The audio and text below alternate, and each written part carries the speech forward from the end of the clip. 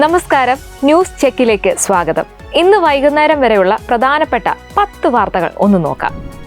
BJP councillor R സുഗതന്റെ സത്യപ്രതിജ്ഞ നാളെ രാവിലെ 11-ന് വിയൂർ ജയിലിൽ നടക്കും. ഹൈക്കോടതിയുടേതാണ് ഉത്തരവ്. സുഗതന്റെ ജനപ്രതിനിധി എന്ന നിലയിലുള്ള അവകാശം വിനിയോഗിക്കപ്പെടേണ്ടതുണ്ടെന്നും കോടതി വ്യക്തമാക്കി.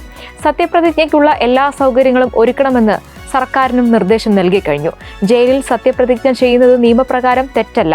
സുഗതനെതിരെ കാപ്പ ചുമത്തുന്നതടക്കമുള്ള കേസുകൾ രജിസ്റ്റർ ചെയ്തത് തെരഞ്ഞെടുപ്പിന് മുൻപല്ലേ?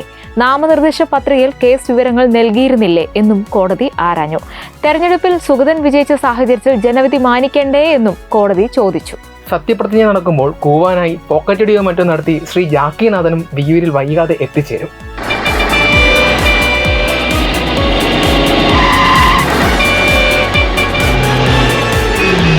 പാലക്കാട് മണ്ണാർക്കാട് അനുമോദന ചടങ്ങിനിടയിൽ വെച്ച് കുട്ടികളെ അപമാനിച്ച് മുൻ ഉന്നത വിദ്യാഭ്യാസ വകുപ്പ് മന്ത്രി മുൻമന്ത്രി KT ജലീലിനെതിരെയാണ് ആരോപണം ഉയർന്നിരിക്കുന്നത്. ചടങ്ങിൽ പങ്കെടുത്ത കുട്ടികളോട് അക്ഷരമറിയില്ലേ എന്ന് ചോദിച്ചു.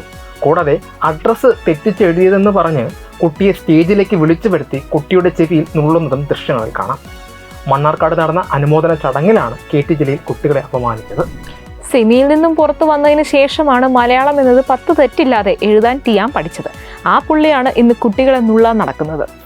ഇടതുകക്ഷം ഒരു പുനർചിന്തനം. ഇടതുകക്ഷം പാ വേണ്ടടുത്ത് കാ വേണ്ടടുത്ത് കൂ. ഇക്കണക്കിന് താനൊക്കെ കുഞ്ഞിക്കണ്ണൻ കമ്പോസ് ചെയ്ത് എന്താ ഓടോ ആശ്ലീലം. 10 കൊല്ലം കൂടി BJP കേന്ദ്രത്തിൽ തുടരണമെന്ന് ആരിഫ് ഹുസൈൻ തെരുവത്ത്. അതോടെ ഇസ്ലാമും ജിഹാദും എന്താണ് എന്നും ഏതാണെന്നും ആരാണെന്നും നാട്ടുകാർക്ക് മനസ്സിലാകുമെന്ന് ആരിഫ് പറയുന്നത്. കഴിഞ്ഞ ദിവസം പ്രധാനമന്ത്രിയെ വധിക്കുമെന്ന് പരസ്യമായി ഭീഷണി മുഴക്കിയ മലപ്പുറം സ്വദേശിയുടെ ചിത്രം സഹിതം പങ്കുവച്ചാണ് ആരിഫിന്റെ ഫേസ്ബുക്ക് പോസ്റ്റ്. ഒരു 10 കൊല്ലം കൂടി ഇവിടെ BJP ഭരിച്ചാൽ ഇസ്ലാമും ജിഹാദും പേപ്പട്ടികളും എന്താണ് എന്നും ഏതാണെന്നും ആരാണെന്നും നാട്ടുകാർക്ക് മനസ്സിലാകും. അതുകൊണ്ട് BJP കേന്ദ്രത്തിൽ തുടരണം, മിനിമം 10 കൊല്ലം എന്നാണ് ആരിഫ് പറയുന്നത്. നിരവധി പേരാണ് ഈ വാക്കുകളെ പിന്തുണച്ച് കമന്റ് ചെയ്തിരിക്കുന്നത്. പേപ്പട്ടികൾ ആരിഫിനെതിരെ മാനനഷ്ട കേസ് ഫയൽ ചെയ്യുന്നതിനെ കുറിച്ച് ആലോചിക്കുകയാണ്. തായ്ലൻഡ് തലസ്ഥാനമായ ബാങ്കോക്കിലെ ബാറിലുണ്ടായ വൻ തീപിടുത്തത്തിൽ 27 പേർക്ക് ദാരുണാന്ത്യം. ഞായറാഴ്ച അർദ്ധരാത്രിയോടെ വടക്കൻ ബാങ്കോക്കിലെ നാ ലാഡ് പ്രാവോ പബ്ബിലാണ് തീപിടുത്തമുണ്ടായത്. പരിക്കേറ്റ 63 പേരെ വിവിധ ആശുപത്രികളിൽ പ്രവേശിപ്പിച്ചിരിക്കുകയാണ്. ഇത് 22 പേരുടെ നില അതീവ ഗുരുതരമായി തുടരുന്നതിനാൽ മരണസംഖ്യ ഇനിയും ഉയർന്നേക്കാമെന്നാണ് റിപ്പോർട്ടുകൾ സൂചിപ്പിക്കുന്നത്. വേദിയിൽ സംഗീത പരിപാടി നടന്നുകൊണ്ടിരിക്കെ സ്റ്റേജിന് സമീപമുള്ള സർക്യൂട്ട് ബ്രേക്കറിൽ നിന്ന് പുക ഉയർന്നതായിട്ടാണ് ദുരന്തത്തിന്റെ തുടക്കമെന്ന് ദൃക്സാക്ഷികൾ പറയുന്നു. തൊട്ടു പിന്നാലെ പബ്ബിലെ വൈദ്യുതി ബന്ധം പൂർണ്ണമായും വിച്ഛേദിക്കപ്പെടുകയും വലിയൊരു സ്ഫോടന ശബ്ദത്തോടെ തീ പടരുകയുമായിരുന്നു. നിമിഷ നേരം കൊണ്ട് ബാറിനുള്ളിൽ കറുത്ത പുക നിറഞ്ഞത് ആളുകളിൽ വലിയ പരിഭ്രാന്തി സൃഷ്ടിച്ചു. വൈദ്യുതി നിലച്ച് പൂർണ്ണമായും ഇരുട്ടിലായതും പുകപടലങ്ങൾ കാഴ്ചമാർച്ചതും രക്ഷാപ്രവർത്തനത്തെ സങ്കീർണമാക്കി. പപ്പു സുരക്ഷിതമാണ് എന്ന് ഡൽഹിയിൽ തിരികെ എത്തിയെന്നും അദ്ദേഹത്തോട് അടുപ്പമുള്ള വൃത്തങ്ങൾ അറിയിച്ചു. തിരുവല്ലയിലെ പ്രശസ്തമായ ശ്രീവല്ലഭ ക്ഷേത്രത്തിന്റെ ഗോപുരത്തിന് മുകളിൽ കുരിശ് സ്ഥാപിച്ച രീതിയിൽ സമൂഹ മാധ്യമത്തിൽ പ്രചരിച്ച ചിത്രം വിവാദമായി. ചിത്രം പുറത്തു വന്നതോടെ വ്യാപക പ്രതിഷേധമാണ് ഉയർന്നത്. നമ്മുടെ തിരുവല്ല മതസൗഹാർദ്ദത്തിന്റെ മണ്ണ് എന്ന അടിക്കുറിപ്പോടെയാണ് ചിത്രം സമൂഹ മാധ്യമ പേജിൽ പങ്കുവച്ചത്. ക്ഷേത്രത്തിന്റെ യഥാർത്ഥ രൂപം മാറ്റി മതവികാരം വ്രണപ്പെടുത്തുന്ന തരത്തിൽ ചിത്രം പ്രചരിപ്പിച്ചുവെന്നാണ് ആക്ഷേപം.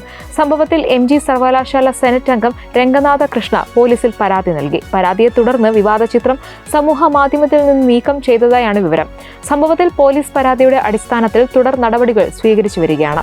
ശ്രീവല്ലഭനെ സെന്റ് ജോസഫ് നേരിട്ട് മാമോദീസ മുക്കി മിശ്ര മേനോനാക്കിയ ചരിത്രം കുന്നംകുളം പ്രസിൽ അച്ചടി തുടങ്ങി കഴിഞ്ഞു.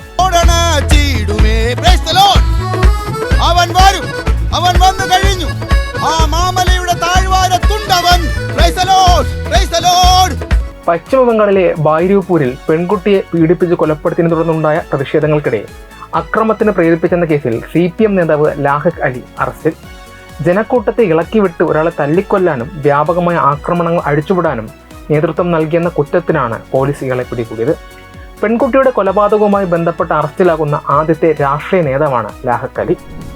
കുത്തിത്തിരിപ്പ് എവിടെയുണ്ടോ അവിടെയുണ്ട് CPM, ഉറപ്പ്. ഈ കമ്മ്യൂണിസ്റ്റുകാരന്മാരെ വോട്ടിട്ട് ജയിപ്പിച്ചപ്പോഴേ എല്ലാരും പറഞ്ഞതാ നാശത്തിനാന്ന്. കൊൽക്കത്ത വിമാനത്താവളത്തിനുള്ളിലെ മസ്ജിദിനുള്ളിൽ നിസ്കാരത്തിന് താൽക്കാലിക വിലക്ക്.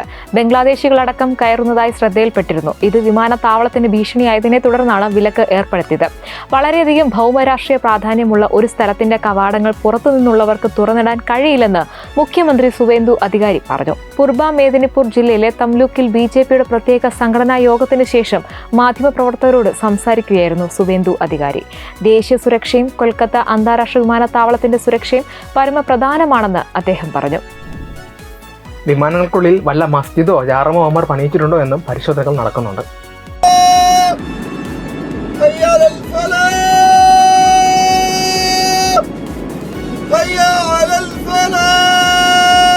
ഇറാനിലെ സൈനിക താവളങ്ങൾ ലക്ഷ്യമിട്ട് നടത്തിയ വൻ വ്യോമാക്രമണത്തിന് പിന്നാലെ പുതിയ ഘട്ട ആക്രമണങ്ങൾ ആരംഭിച്ച് അമേരിക്ക. കഴിഞ്ഞ വാരാന്ത്യത്തിൽ അമേരിക്കൻ താവളങ്ങൾക്ക് നേരെ ഇറാന്റെ റവല്യൂഷണറി ഗാർഡ് കോർപ്സ് ആക്രമണം നടത്തുകയും ഹോർമുസ് കടലിലേക്ക് അടുത്ത അറിയിപ്പ് ഉണ്ടാകുന്നതുവരെ അടച്ചതായി പ്രഖ്യാപിക്കുകയും ചെയ്തതിന് പിന്നാലെയാണ് മേഖലയിൽ യുദ്ധഭീതി വർദ്ധിപ്പിച്ചുകൊണ്ട് നിലവിലെ സംഘർഷം. ഇതിപ്പോൾ യുദ്ധം ആക്ഷൻ പടം ജോണർ മാറി അവാർഡ് പടം മോഡിലായി. ഒടുക്കത്തെ ലാഗ്. വെടിവെക്കുന്നു,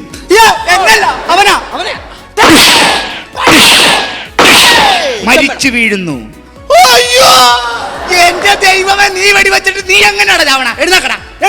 സോഷ്യൽ മീഡിയയിലൂടെ അശ്ലീല ദൃശ്യങ്ങൾ പ്രദർശിപ്പിച്ചെന്ന കേസിൽ തൊപ്പി എന്നറിയപ്പെടുന്ന മുഹമ്മദ് നിഹാലിന് തിരിച്ചടി. യൂട്യൂബ് ചാനൽ നീക്കം ചെയ്തു. പോലീസ് നൽകിയ റിപ്പോർട്ടിന്റെ അടിസ്ഥാനത്തിലാണ് നടപടി. ആലുവ റൂറൽ സൈബർ പോലീസാണ് തൊപ്പിക്കെതിരായ പരാതിയിൽ കേസെടുത്ത് അന്വേഷണം നടത്തിയിരുന്നത്. നിഹാലിന്റെ മുൻകൂർ ജാമ്യാപേക്ഷയെ ശക്തമായി എതിർത്താണ് പോലീസ് റിപ്പോർട്ട്. ഗുരുതര സ്വഭാവമുള്ള കുറ്റകൃത്യങ്ങളായതിനാൽ ജാമ്യം അനുവദിക്കരുതെന്ന് പോലീസ് റിപ്പോർട്ടിൽ പറയുന്നു. എറണാകുളം സെഷൻസ് കോടതിയിലാണ് റിപ്പോർട്ട് നൽകിയത്. സ്വന്തം യൂട്യൂബ് ചാനൽ പോയാലും ലവനെ ക്യാമറയ്ക്ക് മുന്നിൽ എത്തിച്ച് തെറിപ്പാട്ട് പാടിച്ച് വൈറലാകാൻ വേറെ കുറെ കാവറിക്കുകൾ യൂട്യൂബ് ചാനലുകളും തുറന്നു വെച്ച് കാത്തിരിപ്പുണ്ട് എന്ന് മനസ്സിലാക്കിയാണ് പോലീസ് ജാമ്യാപേക്ഷയെ എതിർത്തത്.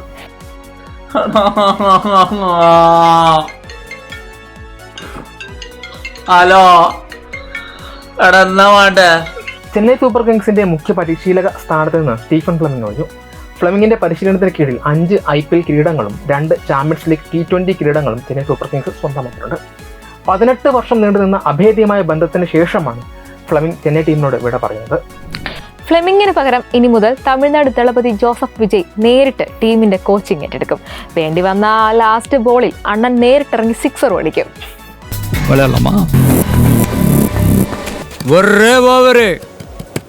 நீ போடுற 6 பால்ல ஒரு பால் அடிக்கலனா கூட നീ എനിക്ക് പണം തര വേണം. ഇതോടെ ന്യൂസ് ചെക്ക് അവസാനിക്കുന്നു. നിങ്ങളുടെ അഭിപ്രായങ്ങൾ കമന്റിലൂടെ അറിയിക്കുക. വീഡിയോ ഇഷ്ടമായി ലൈക്ക് ചെയ്യുക, ഷെയർ ചെയ്യുക. കൂടുതൽ വാർത്തകൾക്കായി ചാനൽ സബ്സ്ക്രൈബ് ചെയ്യുക.